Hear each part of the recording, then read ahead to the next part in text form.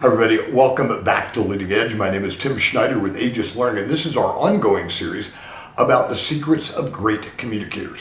Now today is a really interesting one, and it really is much more about workplace communication than it is interpersonal communication with our friends and things like that. But it's about asking permission in a very specific setting. And that permission is for sharing details, sharing backstory, sharing the, how we got here kind of thing. Now, let me play out an example and let's talk about where the disconnects can occur too. So this occurs where someone will say, okay, Tim, so tell me where we are with this project. And I will respond in a direct manner and it'll say, we're right on track for our target of next Friday. May I share with you a little bit about how this has been tracking? Now, this gives the other person the opportunity to say, no, you know what, I really don't need to know that. All I wanted to know is that it's on track. And you'd be amazed how many people that's exactly all they want to know. But on the other hand, if he or she would like to know some of those details, absolutely, I'd love to know, a little bit more about how you got here and, stuff like that. Then by all means, now you can open it up. One of the biggest disconnects that occurs in the workplace is when you have somebody who's a direct communicator.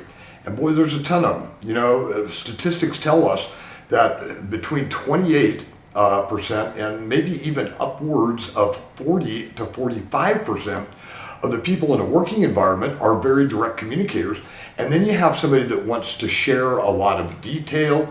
They want to share a lot of elaborate kind of information about things. And it creates this disconnect where that direct person wants to know simply, is it on track? Is it not on track? Is it in good shape? Is it not in good shape? Are we on top of it? Are we not on top of it? That's all they want to know. And then, somebody creates this giant word cloud of, well, I went through all of this to get there. That creates a significant disconnect. So use that permission. We're on top of this. We've got the issue on the run. May I tell you a little bit about the challenges we face to get there? Then by all means, if they say yes, share it. If they don't, keep it yourself. That's just fine. And again, this is very specific for workplace communication.